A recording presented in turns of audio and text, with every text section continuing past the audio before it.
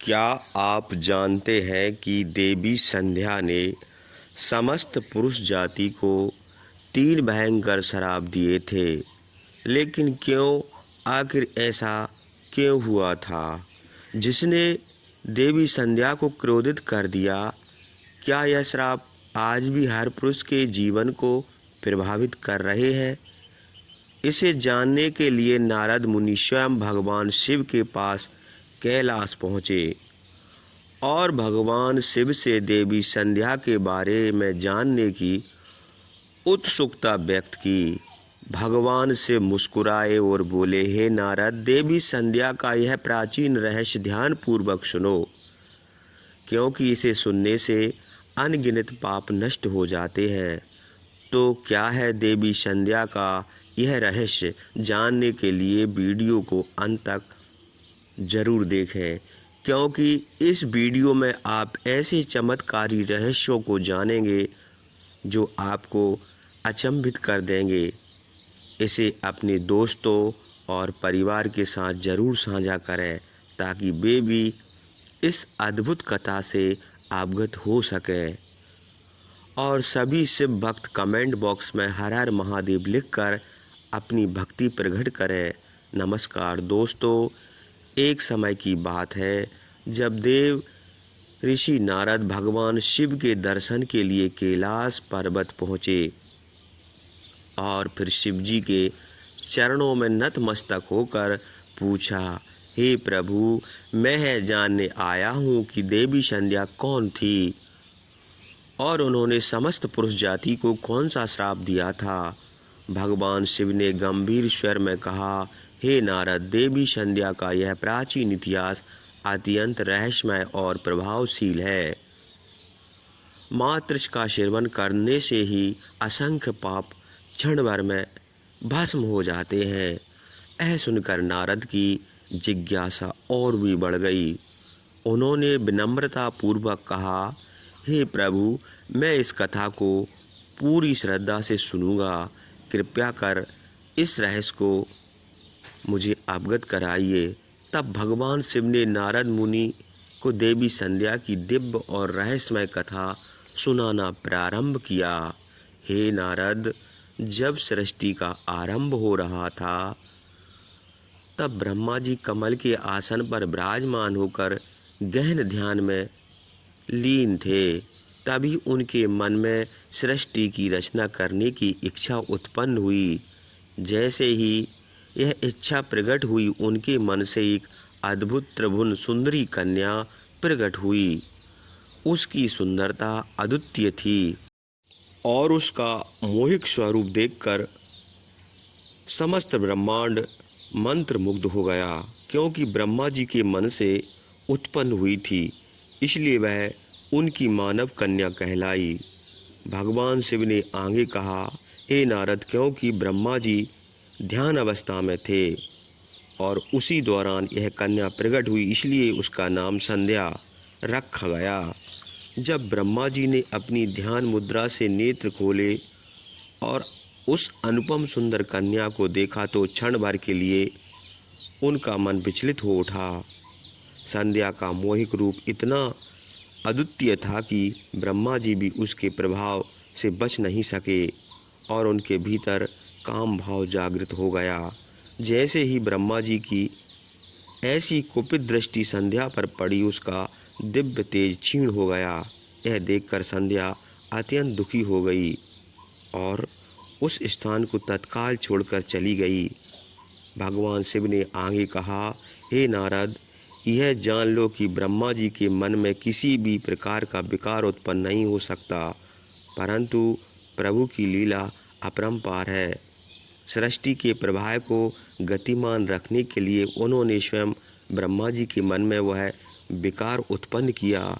इसी दिव्य लीला के प्रभाव से क्षण भर के लिए ब्रह्मा जी के भीतर काम भाव जागृत हुआ, परंतु इस घटना के पीछे एक गूढ़ रहस्य छिपा था। समस्त मानव जाति के कल्याण के लिए योजना। अब हे नारद, इस रहस्य पूर्ण लीला को ध्यान पूर्वक सुनो। नारद, ब्रह्मा जी के उस व्यवहार से देवी संध्या अत्यंत व्यथित हो गई उनके मन में अपार दुख था और वे स्वयं को असहाय महसूस करने लगीं।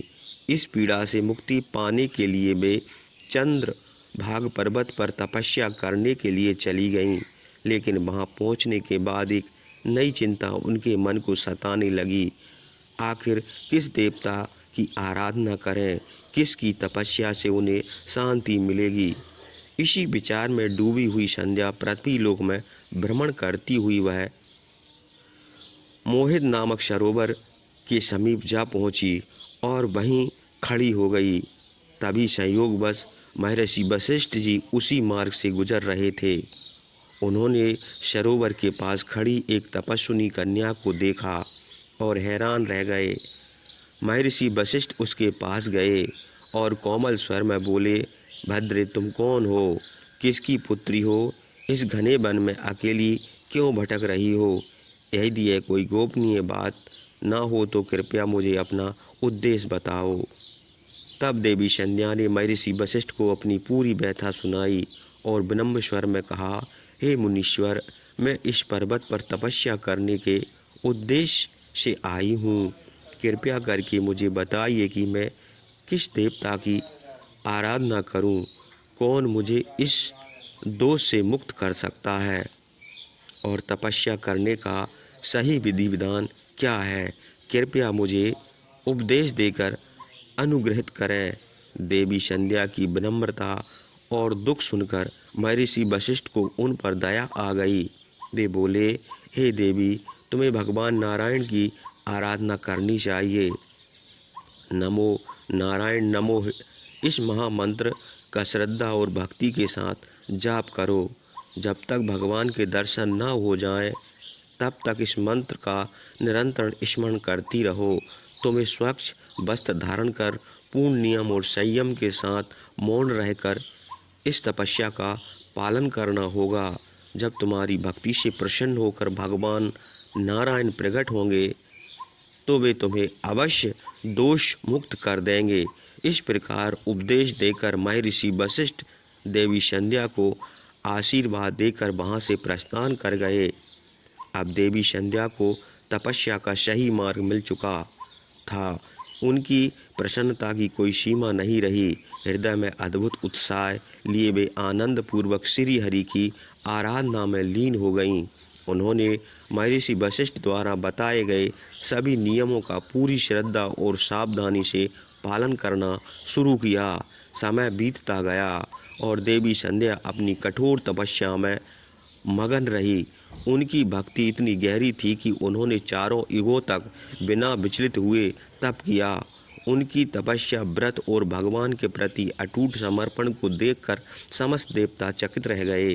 संपूर्ण ब्रह्मांड में उनकी तपस्या की गूंज सुनाई देने लगी।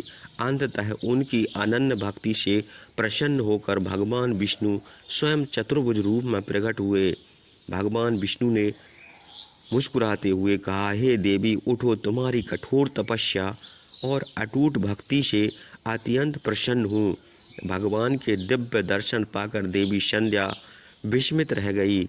उन्होंने शीघ्रता से उठकर भगवान विष्णु के तेजस्वी स्वरूप को निहारा, जो सूर्य के समान प्रकाशमान था। भगवान का यह अनुपम स्वरूप इतना तेजस्वी और मोहक था कि देवी संध्या मंत्रमुग्ध हो गई, जिसके कारण स्तब्ध होकर खड़ी रह गई। न उनका मन कुछ समझ पा रहा। उनके हृदय में भगवान की स्तुति करने की तीव्र अभिलाषा थी, परंतु उनके तेजस्वी स्वरूप को देखकर वे शब्दहीन हो गईं। भगवान विष्णु ने उनकी मनोदशा को भली भांति समझ लिया। उन्होंने संध्या को दिव्य ज्ञान दृष्टि प्रदान की और साथ ही उन्हें वाणी का आशीर्वाद दिया। जैसे ही यह दिव्य कृपा मिली, देवी संध्या के हृदय में भक्ति का ज्वार उमड़ पड़ा। वे अपार उत्साह और श्रद्धा के साथ भगवान विष्णु की स्तुति करने लगीं। उनके प्रत्येक शब्द में भक्ति की गहराई और समर्पण स्पष्ट झलक रही थी। तपस्या के कारण देवी संध्या का शरीर अत्यंत क्षीण और दुर्बल हो चुका था। भगवान विष्णु ने मधुर वाणी में कहा, हे भद्रे, कठोर तपस्या और अटूट भक्ति से मैं अत्यंत प्रसन्न हूँ। तुम जो भी इच्छा रखती हो निसंकोच वरदान मांग लो। यह सुनकर देवी संध्या भाव विह्वल हो गई और ब्रह्म स्वर में बोली, हे प्रभु, यदि आप मुझ पर प्रसन्न हैं और मुझे वरदान देना चाहते हैं तो कृपा करके मुझे यह 3 वरदान प्रदान करें। प्रथम वर यह है कि संसार के समस्त प्राणियों के मन में जन्म लेते ही काम का विकार उत्पन्न न हो। द्वितीय वर यह है कि मेरा पतिव्रत धर्म सदा अटूट बना रहे और कभी खंडित न हो। तृतीय वरदान मुझे यह दीजिए कि मेरे मन में अपने पति के अतिरिक्त किसी अन्य पुरुष के प्रति कभी आसक्ति न उत्पन्न हो। देवी संध्या ने आगे कहा, हे प्रभु, मैं एक और वरदान चाहती हूँ। जो भी पुरुष मेरी और काम भाव से देखे वह तुरंत ही नपुंसक हो जाए। भगवान विष्णु मंद मुस्कान के साथ बोले, कल्याणी, तुमने संसार के कल्याण के हेतु अत्यंत उत्तम वरदान मांगा है, इसलिए मैं आज से एक अटल मर्यादा स्थापित करता हूँ। आज से कोई भी प्राणी जन्म लेते ही काम वासना से मुक्त रहेगा। मनुष्य के जीवन की 4 अवस्थाएं होंगी, बाल्य, कौमार्य, यौवन और जरा। इनमें केवल कौमार्य अवस्था के अंत में ही काम भाव उत्पन्न होगा। तुम्हारे तप और सत्य की महिमा तीनों लोकों में गूंजेगी। तुम्हारे पति के अतिरिक्त यदि कोई अन्य पुरुष तुम्हें काम भाव से देखेगा तो वह तत्काल नपुंसक हो जाएगा। भगवान विष्णु की आगे कहा कि देवी संध्या, तुम्हारे पति अत्यंत भाग्यशाली, तपस्वी और दिव्य गुणों से युक्त होंगे। वे न केवल सुंदर और तेजस्वी होंगे बल्कि तुम्हारे साथ 7 कल्पों तक जीवन यापन करेंगे। तुमने जो भी वरदान मांगे मैंने वे सभी प्रदान कर दिए। अब मैं तुम्हारे मन की बात कहता हूँ। पहले तुमने अग्नि में अपने शरीर को त्यागने की प्रतिज्ञा ली थी। यह प्रतिज्ञा तुम्हें इसलिए करने पड़ी क्योंकि ब्रह्मा जी की दृष्टि तुम पर पड़ी थी। हालांकि तुम पूर्णतः निर्दोष थीं, फिर भी यह घटना तुम्हारे मन में एक बोझ बन गई। लेकिन हे देवी, मैं तुम्हें मार्ग दिखाता हूँ। यहाँ के पास ही चंद्रभागा नदी के तट पर महर्षि मेधा तिथि एक महान यज्ञ कर रहे हैं जो 12 वर्षों में पूर्ण होगा। उसी यज्ञ में उचित समय पर तुम अपने शरीर का त्याग कर अपनी प्रतिज्ञा पूरी कर सकती हो, परंतु स्मरण रहे वहाँ तुम्हें ऐसे भेष में जाना होगा कि मुनियों की दृष्टि तुम पर ना पड़े। हे देवी संध्या, मेरी कृपा से अब तुम अग्नि की पुत्री कहलाओगी। जिसे तुम अपना बनाना चाहती हो उसका चिंतन करते हुए तुम यज्ञ की पवित्र अग्नि में अपने शरीर का त्याग करो। इतना कहकर भगवान विष्णु ने अपने दिव्य हाथों से देवी संध्या के मस्तक पर स्पर्श किया। जैसे ही भगवान का स्पर्श हुआ, संध्या का शरीर आटे का बन गया। भगवान ने ऐसा इसलिए किया ताकि यज्ञ की पवित्र अग्नि में मांस न गिरे और अग्निदेव मांस भोगी न बने, क्योंकि यह यज्ञ समस्त संसार के कल्याण के लिए किया जा रहा था। इसके बाद देवी संध्या अदृश्य हो गई और चंद्रभाग नदी के तट पर हो रहे यज्ञ के स्थान पर पहुंच गई। उस समय उनके मन में केवल एक ही भावना थी कि जब पृथ्वी पर आई तब सबसे पहले उन्होंने महर्षि वशिष्ठ के दर्शन किए थे। इसलिए उनके मन में यह दृढ़ विश्वास था कि वही उनके आदर्श और निय पति हों। संध्या ने अपने अंतर मन में महर्षि वशिष्ठ का स्मरण किया और उनकी छवि को ध्यान में रखते हुए यज्ञ की पवित्र अग्नि में अपने शरीर का त्याग कर दिया। भगवान विष्णु की आज्ञा से अग्निदेव देवी संध्या के शरीर को सूर्य मंडल पर ले गए। वहाँ सूर्य देव ने संध्या के दिव्य शरीर को 2 भागों में विभाजित किया और उन्हें अपने रथ पर स्थापित कर दिया। देवताओं और पितरों को प्रसन्न करने के लिए सूर्य देव ने संध्या के शरीर का एक भाग प्रातःकाल और दूसरा भाग संध्या काल में परिवर्तित कर दिया। यही कारण है कि सूर्य देव उदय के समय प्रातः संध्या और सूर्यास्त के समय संध्या काल कहा जाता है। इस प्रकार त्याग और समर्पण की मूर्ति देवी संध्या ने यज्ञ की पवित्र अग्नि में अपने जीवन का समर्पण कर दिया।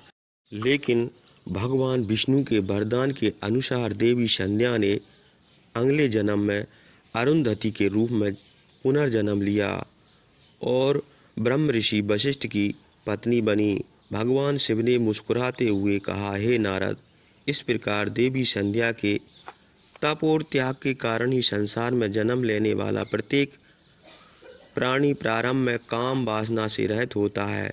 जब तक वह कौमार्य अवस्था तक नहीं पहुंचता, तब तक उनके मन में किसी भी प्रकार की काम वासना या भावना उत्पन्न नहीं होती। सृष्टि की एक दिव्य व्यवस्था है जो संध्या के कठोर तप और भगवान विष्णु के वरदान से स्थापित हुई है। इसके बाद भगवान शिव ने कहा, हे नारद, मैंने तुम्हें देवी संध्या के जीवन का संपूर्ण चरित्र सुना दिया। उनका त्याग, उनकी भक्ति और उनके द्वारा स्थापित मर्यादाओं युगों युगों तक अमर रहेंगी। देव